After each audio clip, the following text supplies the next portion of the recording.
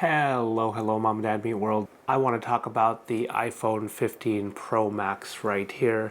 I had actually ended up getting the iPhone 15 Pro Max on launch day, ended up trading in the iPhone 14 Pro Max to get the iPhone 15 Pro Max, and it has just been absolutely phenomenal.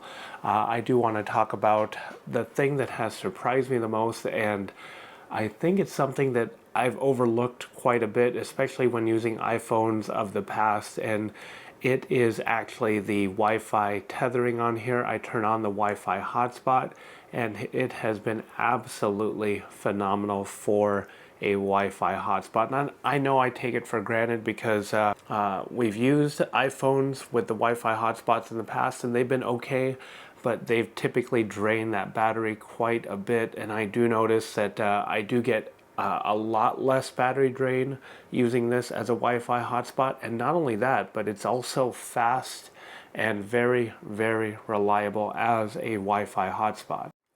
And I'm not saying that years in the past it hasn't been fast or reliable, but it's just been a tad bit faster. It will really depend upon your carrier, whether you are with Verizon, T-Mobile, AT&T, or if you are using a prepaid. It's really going to depend upon the package that you have, but with what I have, it has worked really well. Stepping right into the battery life has been phenomenal on this. Typically with full days of use, I've got about 50+%, and then if it's a heavy day of use with a lot of Wi-Fi tethering or GPS or navigation going, I will get it down to 20 to 30%, but that's still pretty darn good.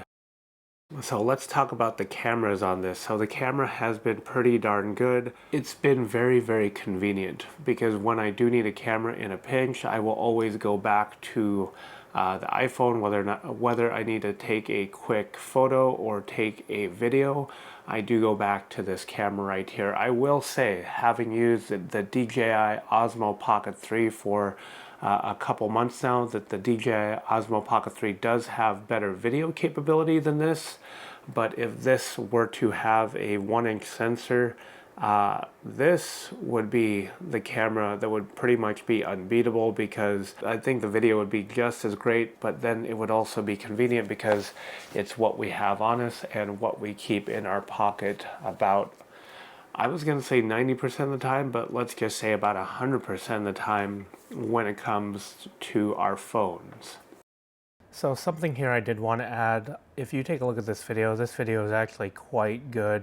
This is when we were just having lunch, and this was actually taken with the iPhone 15 Pro Max. No, I did not have the DJI Pocket 3 with me, but you can see this video is phenomenal, and it just proves the point that we do have our phones with us just about all the time, and this is a video we can expect. So a lot of the time when we do use our phones with iOS, there have been some bugs and some issues. I do gotta say, with just about every iteration of iOS 17, it has been just fine. No reliability issues, no crashes, no bugs to report on that front. It's probably been the most usable and the most stable update I've had with this particular phone, and it's just been overall really nice to use it with this phone, the 15 Pro Max, and iOS 17. As of the time of recording, iOS 17.4 is not yet out, but using 17.3, it's just been absolutely phenomenal.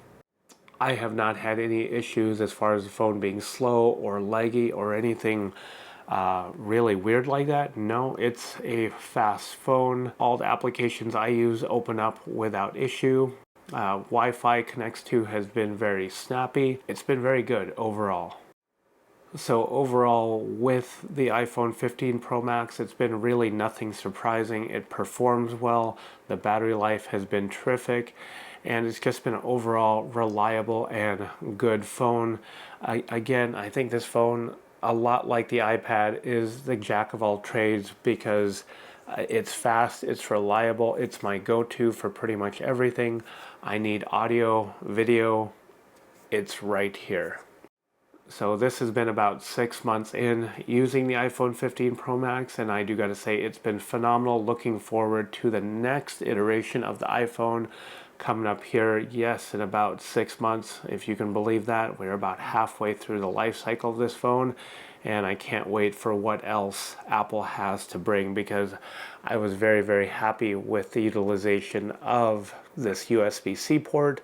If they do bring Thunderbolt to this, that would be really, really nice. I don't know, it's just one of those added little benefits, just having that little extra feature of Thunderbolt for those higher data speed capabilities. And a 1-inch sensor would be also really, really nice. Alright, so if you like this very short video, please hit the like and subscribe button. It really helps out our channel. And until next time, bye for now.